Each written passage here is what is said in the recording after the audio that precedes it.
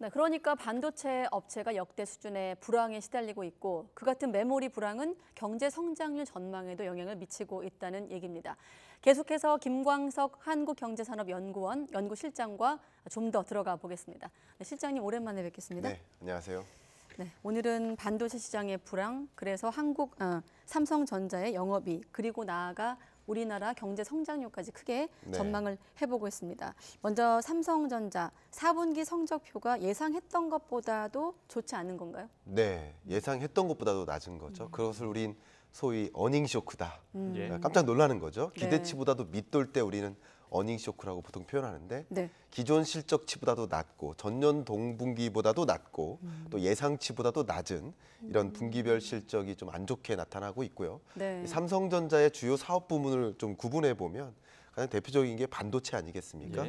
그 외에도 가전 사업부가 있고 스마트폰 사업부가 있고 이게 주력 산업이라고 볼 수 있겠는데 이 영역들이 전부 다 안 좋습니다. 글로벌 경기 침체에 더 민감하게 나타나는 그런 실적 악화, 그렇게 생각하면 도움이 될 것 같아요. 예, 시장님 말씀하셨던 그 사업 부문들, 대표적으로 반도체가 보통 삼성전자 영업이익의 60~70% 이상을 차지하고 있는데 이 부분에서 그 영업이익이 급감하면서 어느 정도 삼성전자 전체에 대한 영업이익 감소를 좀 부추겼다고요. 맞습니다. 여러분 이해하기 쉽게 좀 말씀드려 보면 우리가 경기가 좋아져요. 그러면 쌀 소비를 늘리겠습니까? 아니죠. 경기가 나빠져요. 쌀 소비를 줄이겠습니까? 아니에요. 근데 경기가 좋을 때 더 적극적으로 늘리는 소비 품목이 뭘까요? 자동차, 또 가전제품, 이참에 스마트폰 바꾸는 거예요. 근데 경기가 안 좋을 때 뭐를 줄일까요? 가전제품 수요를 줄이는 거예요. 스마트폰 수요를 줄이는 거예요. 근데 제가 왜 이런 말씀을 드리냐면 우리 반도체를 사진 않아요. 우리 소비자들이. 반도체는 부품이에요. 그러나 이런 가전제품, 스마트폰, 자동차 등의 이 내구재에 들어가는 부품에 해당되니까 글로벌 경기 침체가 야기되니까 이 반도체를 생산하는 우리 삼성전자 입장에서 주요 수요 기업들의 생산 설비 용량을 줄여나가요. 그러면 당연히 반도체 수요가 줄겠죠. 우리가 오늘 스마트폰을 사더라도 사실 그 스마트폰을 설계하고 디자인하는 것은 2~3년 전이거든요. 결국 앞으로 경기 침체가 올 것 같아라고 예감하면 많은 이 반도체를 수요하는 수요처들이 재고를 줄이죠. 그러니까 재고 단가가 계속 떨어지는 겁니다. 가격이 떨어지고 그러니까 영업이익이 계속 나빠지는 모습이라고 볼 수 있겠죠.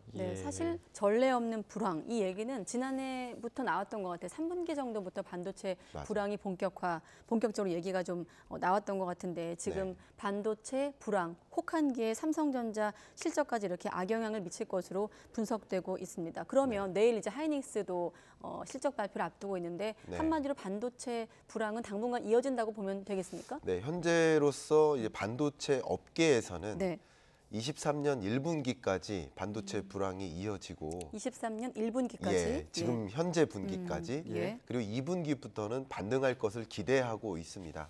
그것은 역시 경기가 어떤 식으로 전개되느냐에 따라서 그 전망도 이제 달라질 수 있을 텐데요. 그랬으면 좋겠습니다. 왜냐하면 이 반도체가 우리나라 전체 수출액에서 20%나 차지해요. 그럼 반도체 수출이 어두워지면 우리나라 수출이 어두워지는 것이고 그렇게 무역 의존도가 높은 우리나라로서는 경기가 더 어려워지는 거죠.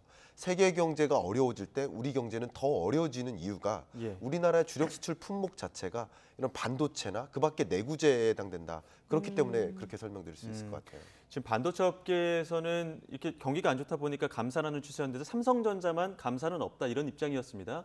그런데 이번에 이렇게 실적이 안 좋아지면서 업계에서는 감산 쪽으로 가지 않겠느냐 이런 관측들도 나왔는데 그럼에도 삼성전자 인위적인 감산은 없다 이렇게 했단 말이죠. 이 부분은 어떻게 보십니까? 질문을 하나 더 추가하면 여기다 얹으면 결국 이제 다 같은 이런 업계 어떤 불황 속에서 고통을 좀 분담하자는 흐름도 있었던 것 같은데 일단 삼성전자는 정면 돌파를 선택한 거거든요. 일단 우리 경제만을 놓고 생각해 보면 전체 수출액에서 20%만 헤아려도 반도체예요. 그 밖에 가전제품, 스마트폰 하면 이 수출액에서 어마어마한 비중을 차지하겠죠. 그런 것처럼 우리나라 전체 설비 투자액에서 이 반도체 설비 투자액은 20% 가까이 차지합니다. 그럼 설비 투자가 줄어들면 우리나라 경제는요 정말 어려워지는 거예요. GDP를 구성하는 항목이죠. 투자, 소비, 또 또 대외 수요에 해당되는 수출. 이 세 가지가 다 어려우면 우리 경제 정말 어려울 거 아니에요? 네. 그러니까 설비 투자를 지속해보겠다라는 의지를 내비친 거라고도 볼 수 있고요. 예. 어떻게 좀 생각을 해본다면 주식 가치를 좀 의식해서 말씀하신 것도 있지 않을까? 삼성전자 입장에서. 그렇죠. 예. 왜냐하면 설비 투자 용량 자체를 줄이겠다.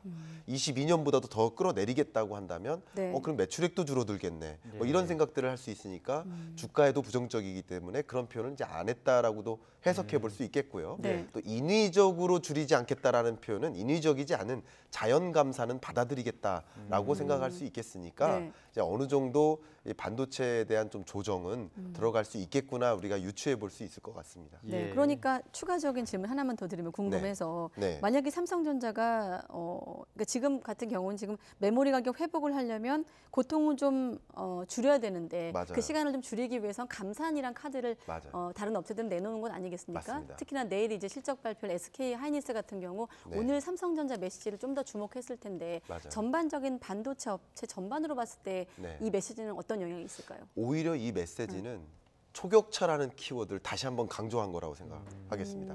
어쨌든 삼성전자 측에서 공식적으로 발표한 그 발언 중에 하나가 네. 미래를 위한 준비라고 했어요. 그러니까 단기적으로 글로벌 경기 침체가 와서 반도체 수요가 줄어든다 하더라도 중장기적으로 봤을 때, 미래적으로 봤을 때 반도체 수요가 과연 줄까요? 반도체 시장은 계속 커지는 산업이라고 볼 수 있겠죠. 그럼 앞으로 나아가야 할 방향이 있지 않겠습니까? 그게 네. 뭘까요? 고부가 가치 반도체예요. 그러면 인공지능 반도체나 로봇 반도체라든가 우리가 그동안에는 메모리 반도체에 좀 집중하고 있었는데 비메모리 반도체, 시스템 반도체 이런 영역으로 더 추가적인 설비 투자를 진척해 나가겠다. 그럼으로써 기존 뭐 기술 추격을 해 나오고 있던 다른 기업들, 해외 다른 기업들과 격차를 벌여 나가겠다라는 미래지향적인 그림도 같이 제시한 거라고 해석해 볼 수 있을 것 같습니다. 앞서 실장님 여러 가지 영업 그 사업 부문에 대해서 설명을 해주셨는데 네. 그 스마트폰이나 가전 부분도 부진을 면치 못하다 보니까 네. 이 부분도 어떻게 보면 반도체와 같은 일환으로 봐야 되는 겁니까? 그렇습니다. 그러니까 우리나라가 뭐를 수출하는지 한번 쭉 보면요. 80% 이상이 주력 수출 품목이죠. 예. 15대 주력 수출 품목이 다 경기에 민감해요.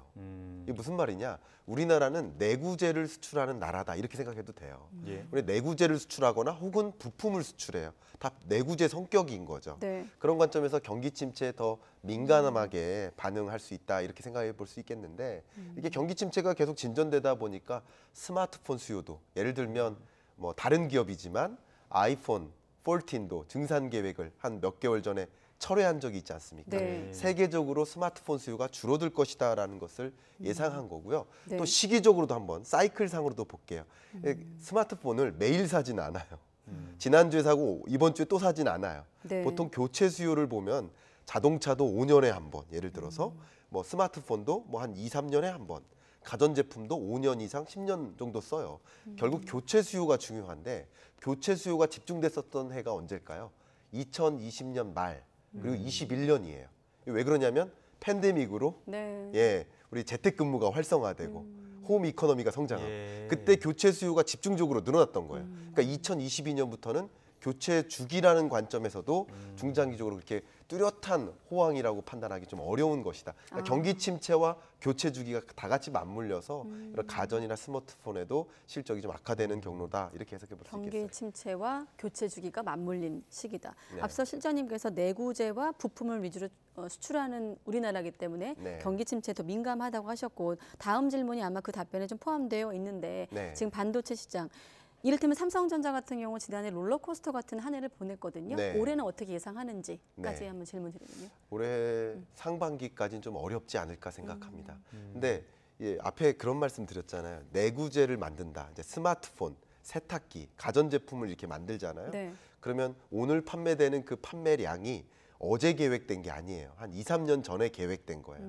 그러면 글로벌 경기 침체가 얼마나 장기화될지에 따라 다를 수 있겠지만 어쨌든 23년 끝자락 혹은 24년부터는 경기가 소폭 반등할 것이라고 보고 있거든요. 예. IMF든 월드뱅크든 다 공통적으로 보고 있습니다. 그러면 생산 계획부터 그런 것을 반영해 나간다면 반도체 업황이 그래도 2분기, 3분기 정도에는 이미 1분기에 저점을 찍고 반등하는 흐름으로 전개되지 않겠느냐 하는 그런 예상을 해볼 수 있을 것 같아요. 이 부분 어떻습니까? 그 삼성전자 연간 매출로 보면은 300조 원 돌파했는데 네. 이게 영업이익이 워낙 좋다 보니까 빛을 발했다 이런 관측들도 있는데요. 맞아요. 만약에 영업이익 문제가 없었다면 역사상 처음으로 우리 300조 이거 정말 어마어마한 매출액만 놓고 봤을 그렇죠. 때는 기업사 최초라고 그렇죠. 하더라고요. 우리나라 역사상 최초의 예. 일개 기업이 그 정도의 매출액을 기록했다. 302조죠.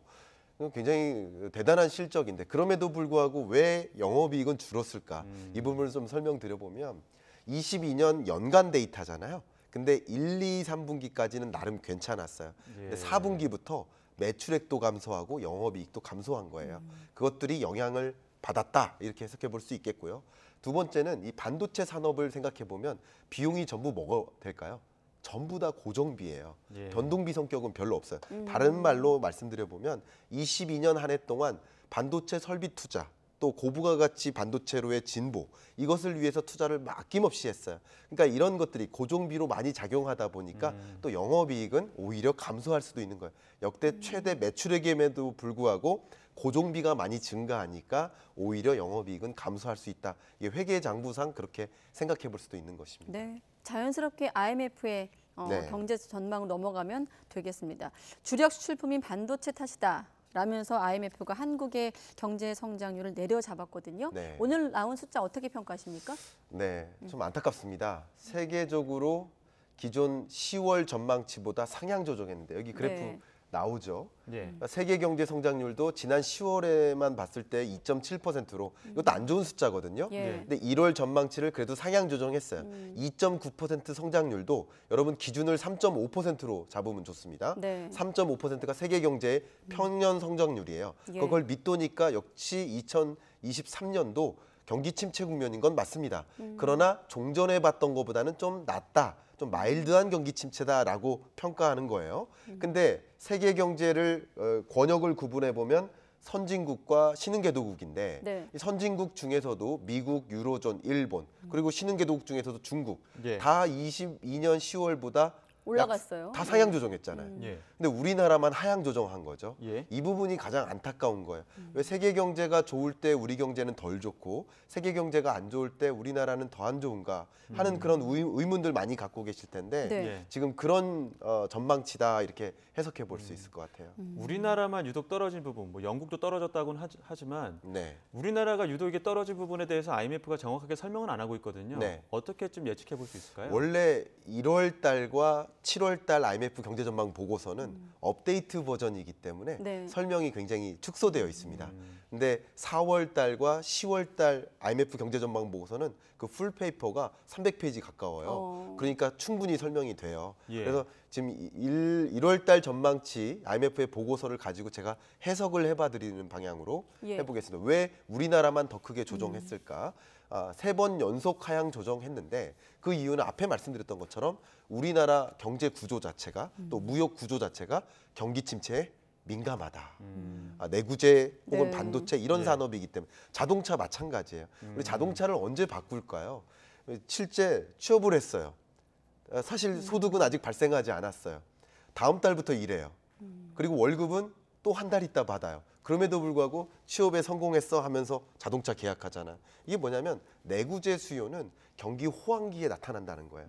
근데 이렇게 경기 불황기에는 내구재 수요가 줄어들고 우리나라의 수출 구조가 그러하다라는 것을 우리는 꼬집을 수 있고요. 네. 그리고 두 번째는요.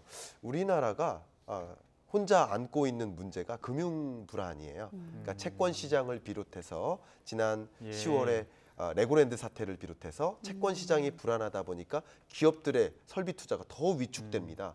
세 번째는 부동산 시장이에요. 세계적으로 부동산 시장이 폭락하는 그런 추세에 있는데 우리나라는 유독 폭락하고 있고요.